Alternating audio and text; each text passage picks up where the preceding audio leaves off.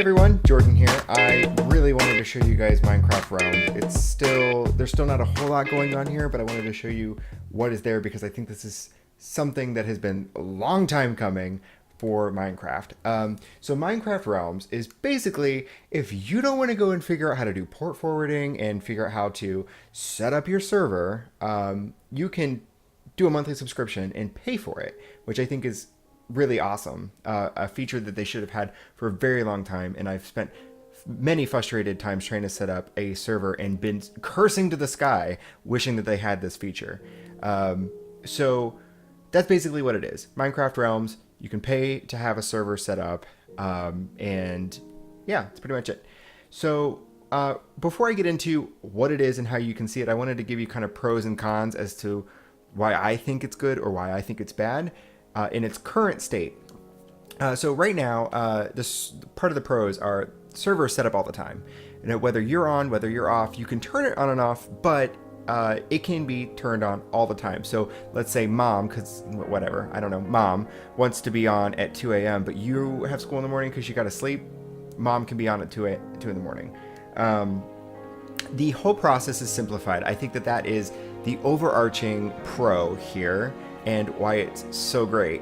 You don't have to worry about any of that stuff. Last time I set up a server, I had to write code. So it's so much better. Fun little tidbit is that it's also available with Pocket Edition. So all versions of the game can now get into Minecraft Realms. There is no size restriction. The world is as big as you want it to be. So that's pretty cool too. And let's say, for instance, you had this and you and your friends were playing on it. All your friends left, and you're like, you know what? I want to take this and I just want to make it single player, or I want to take it and I want to make it into I want to put it on a bigger server. This map, you can export your map and do that at any time. And there's actually, I think, a grace period. I'm not sure how long it is, but there's a grace period after you decide that you don't want to pay for it anymore that you can get your map. Some of the cons, and this is probably one of the biggest cons, is that there are no mods or texture packs currently supported with Minecraft Realms. And for a lot of people, that's why they play Minecraft. Vanilla Minecraft is way too boring for a lot of people. And Mojang has, they've stated that they intend on putting that in, but it's in the works. I'm using air quotes even though you can't see me. It's in the works, which means that they haven't, they're looking at it, but they haven't implemented it yet. No command blocks. That's another kind of con. If you're not going to have mods or texture packs, then you can do a lot with command blocks, but they're not in yet either. I put this down as a con. However, I don't think that it's that bad.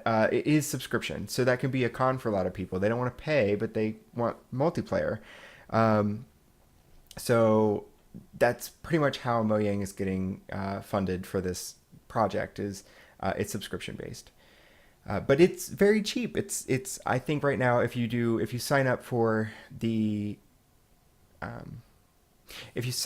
monthly subscription instead of just a one-time month payment, it's 20% off of I think $13. So it's like 10 something, which I think is pretty cheap considering what you're getting.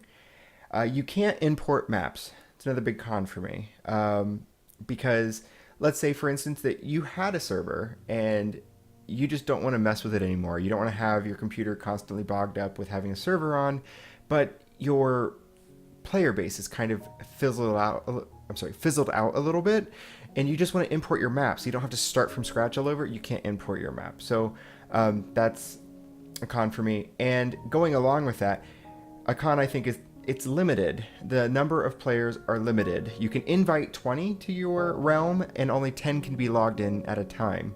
So it's really meant for a more intimate group of people, kind of your close friends or your family. And while I don't find that that's an issue, I think that in the future they should probably consider upping that. If it's a huge problem for their end, maybe consider, I don't know, charging more money for a bigger realm. So yeah, I think that's kind of a big con for me. I think, what if you had 11 friends? You can't play? Okay, well, whatever. So I want to go in and I want to show you Minecraft Realms right now. Enough of my opinions, they don't matter. So Minecraft Realms, when you log in and click on your button, you basically see this screen here, although you won't see this screen because I've actually bought the game already and I have a server. I haven't played much on it, so I don't really have anything to show you in the world, but I have a server. This little notepad up here, or I guess scroll, not really sure what it is. It looks like a map. Oh, it's an envelope. Oh, it's an envelope. That's where you would see if you had an invitation. In these realms, you have to send out invitations. So if I didn't have a realm, the only way for me to get in a friend's realm is for them to send me a physical invitation.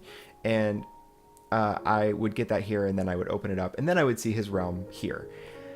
So, but this is mine, so it has my name, and it has my little face beside it, which I think is kind of a cute touch. Good job, Mojang. And if I click on it, I can do play. Because this is mine, I can configure. I've already bought a realm, and I can't leave because it's mine. But let's go into configure. This is where you would turn your server on and off if you wanted to just have it offline so none of your friends can come. This box here would show everyone that's invited, everyone that's on the server currently. You can add them here. Again, not that interesting. One of the interesting things is, though, is that there are mini games which they've put in. You temporarily lose your server for a moment, and the server becomes this realm mini game. And I have not been able to go through any of these because, again, I'm the only person on my realm.